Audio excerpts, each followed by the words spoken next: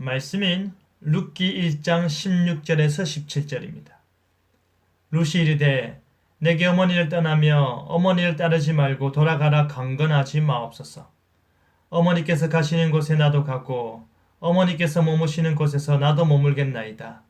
어머니의 백성이 나의 백성이 되고 어머니의 하나님이 나의 하나님이 되시리니 어머니께서 죽으시는 곳에서 나도 죽어 거기 묻힐 것이라.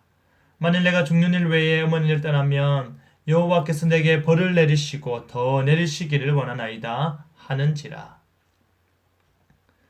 룻기는 사사시대를 배경으로 위대한 인물들의 구원과 통치 업적이 아니라 지극히 평범한 가족사를 다루고 있습니다.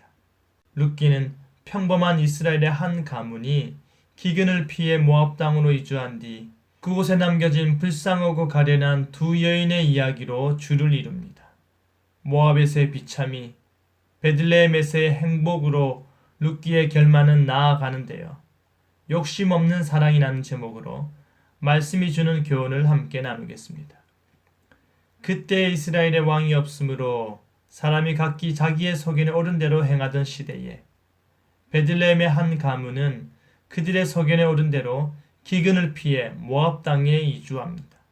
하지만 그들이 택한 모압 땅은 소망의 땅이 아니라 파멸과 상실의 땅이 되어버렸습니다. 나오미는 10년이란 시간 동안 남편과 두 아들을 잃어버리고 남겨진 것이라곤 두 모압 며느리뿐이었습니다. 배부르고자 갔던 곳에서 나오미는 몸도 마음도 굶주리게 되는 지경에 놓이게 된 것입니다. 이제 여호와께서 자기 백성을 공고하사 양식을 주신다는 소식을 전해 들은 나오미는 고향으로 돌아가고자 하였습니다. 나오미는 여호와께서 너희에게 선대하시길 원한다 기도하며 두 며느리를 떠나보내고자 하였는데요.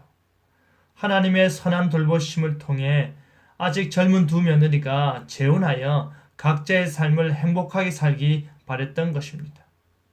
나오미는 기근이 자신의 삶을 덮쳤고 남편의 죽음이 자신을 또다시 주저앉게 했고 두 아들의 죽음을 통해 하나님께서 자신의 삶을 기뻐하지 않으신다라는 결론을 얻었습니다.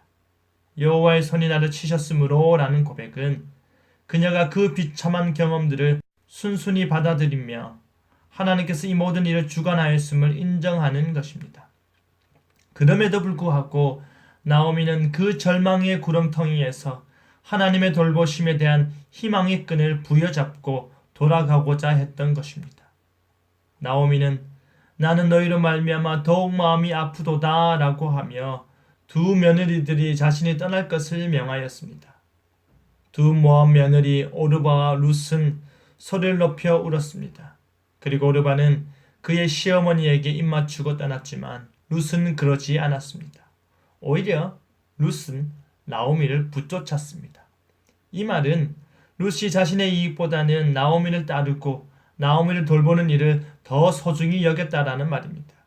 나오미는 룻의 순수한 결정을 다시 거절하며 돌아갈 것을 권유하였습니다.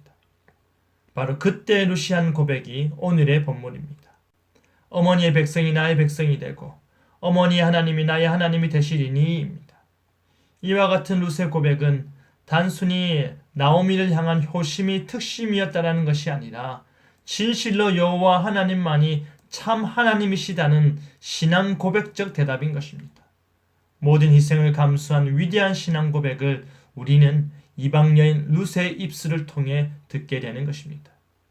룻은 시어머니 나오미의 말대로 여전히 젊기 때문에 그녀를 떠나 재혼하여 자신의 제2의 인생을 펼칠 수 있었을 것입니다.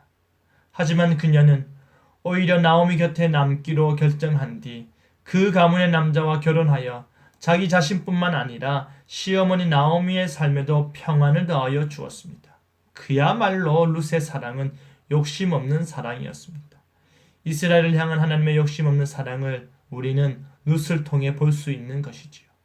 그뿐 아니라 하나님께서는 불쌍한 이방 여인 룻의 삶을 인도하시며 인생을 주관하시는 하나님의 섭리하심이 얼마나 위대한지를 보여줍니다. 특별히 우리가 간과해서는 안 되는 대목이 무엇입니까? 바로 이 모압 여인 룻의 사랑과 순종을 통하여 하나님께서는 그의 영원한 목적인 하나님 나라 건설을 드러내고 계시다는 것입니다. 실제로 룻의 후손 중에 다윗 왕이 태어날 뿐 아니라 마태복음 1장의 족보를 통해 볼 수 있듯이 메시아 탄생이 이루어지는 것이지요. 사랑하는 성도 여러분, 룻은 메시아 탄생을 기대하며 나오미를 붙쫓은 것이 아니었습니다. 룻은 왕의 가문이 되고자 나오미 곁에 남은 것이 아니었습니다. 룻은 나오미가 섬기는 그 하나님이 자신의 하나님이 되기 원했습니다. 그녀는 나오미의 백성 이스라엘이 자신의 백성이 되길 원했습니다. 그리하여 그 하나님의 통치 아래에 들어가길 소망하였던 것입니다. 바로 그 신앙 고백 이면에 우리는 하나님의 섭리하심에 감탄하지 않을 수 없는 것입니다.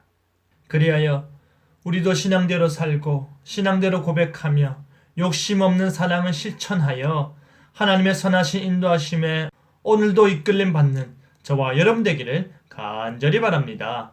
아멘.